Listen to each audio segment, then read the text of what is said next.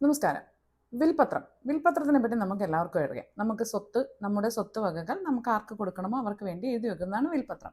പക്ഷേ living will അതിനെക്കുറിച്ച് നിങ്ങൾക്ക് എത്ര പേർക്കറിയാം? ലിവിങ് വിൽ നമ്മൾ ജീവിച്ചിരിക്കുമ്പോൾ നമുക്ക് നാളെ വരാൻ പോകുന്ന രോഗങ്ങളെക്കുറിച്ചും അതിൻ്റെ ചികിത്സകളെക്കുറിച്ചും വേണ്ടതും വേണ്ടാത്തതുമായ കാര്യങ്ങൾ ചെയ്യുന്നതിനെക്കുറിച്ചും നമുക്കിപ്പോഴേ നമ്മൾ നല്ല സ്വബോധത്തിൽ ഇരിക്കുമ്പോൾ തന്നെ ഉണ്ടാക്കി വെക്കുന്ന വിൽപത്രമാണ് ലിവിങ് വിൽ. ഇപ്പോൾ ഇന്ത്യയിൽ ദയാവധം ഒക്കെ നടപ്പാക്കിയ സ്ഥിതിക്ക് അത് വളരെ പ്രാധാന്യം അർഹിക്കുന്ന ഒന്നാണ്. വിദേശ രാജ്യങ്ങളിൽ പണ്ടേ ഇതുണ്ട്. ഇന്ത്യയിൽ 2023 അങ്ങനെ ഒരു സാധ്യത വന്നത്. ഇതിന് എന്തൊക്കെയാണ് ആവശ്യം? ഒന്ന്, നിങ്ങൾ പ്രായപൂർത്തിയായ ഒരാളായിരിക്കണം എന്നുള്ളതാണ് പ്രധാനമായി വേണ്ടത്. രണ്ട്, എന്തൊക്കെ കണ്ടീഷൻസിലാണ് എനിക്ക് ലൈഫ് സപ്പോർട്ട്, അതായത് ആർട്ടിഫിഷ്യൽ രീതികളിൽ വെന്റിലേറ്റർ പോലെയുള്ള അല്ലെങ്കിൽ അതിലും കഠിനമായ ആർട്ടിഫിഷ്യൽ സപ്പോർട്ട് കൂടി ജീവിതം നിലനിർത്തണ്ട, എനിക്ക് അത്തരമൊരു സ്റ്റേജ് വന്നാൽ എനിക്ക് ആ ചികിത്സകൾ വേണ്ട എന്ന് പറയാൻ പറ്റുന്നതാണ് രണ്ടാമത്തെ കാര്യം. മൂന്നാമത്, ഇത് കൂടാതെ നമ്മുടെ ഫാമിലി മെമ്പറും നമ്മുടെ ഏറ്റവും അടുത്തറിയാവുന്ന ഒരാളെയുമാണ് ഇതിൻ്റെ ഗാർഡിയനായിട്ട് ഏൽപ്പിക്കേണ്ടത്.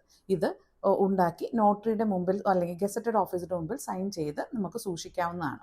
പിന്നെ ആശുപത്രികൾ ഇത് എപ്പോഴാണ് ഉപയോഗിക്കുക എന്ന് വെച്ചാൽ, നിങ്ങൾക്ക് സ്വന്തമായി പറയാൻ പറ്റാത്ത ഒരു സാഹചര്യം, ഒരു രോഗാവസ്ഥയിലാണ് നിങ്ങൾ.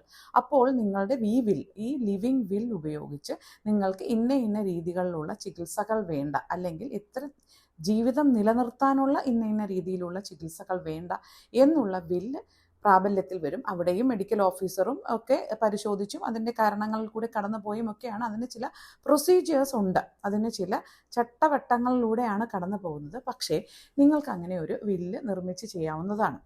നിങ്ങൾ നല്ല സ്വബോധത്തോടെ ഇരിക്കുമ്പോൾ നിങ്ങളുടെ ജീവിതത്തിൽ ഉണ്ടാകുന്ന മറ്റ് രോഗങ്ങളിലേക്ക് പോയാൽ എനിക്ക് ഇന്ന പോലെ ഒന്നും വേണ്ട അല്ലെങ്കിൽ വേണം എന്നുള്ളത് എഴുതി വെക്കാവുന്നതാണ്.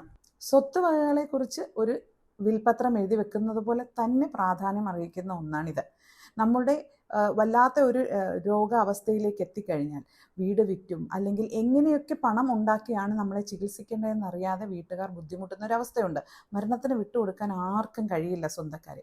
അപ്പോഴാണ് നമ്മുടെ ആഗ്രഹം ഇതാണ്, എനിക്ക് ഇന്ന ചികിത്സകൾ കൊണ്ട് ശരിയായില്ല എങ്കിൽ പിന്നെ എനിക്ക് ഈ പറഞ്ഞ ചികിത്സകൾ അല്ലെങ്കിൽ ഇത്തരത്തിലുള്ള കൃത്രിമമായ ജീവൻ നിലനിർത്തുന്ന ഇന്ന ഘട്ടങ്ങളിലൂടെ എനിക്ക് കടന്നു പോകണ്ട എന്ന് ആർക്ക് വേണമെങ്കിലും, ഈ പറഞ്ഞ ക്രൈറ്റീരിയനിൽ വരുന്ന ആർക്ക് വേണമെങ്കിലും ഒരു വിൽപത്രം എഴുതി വെക്കാവുന്നതാണ്.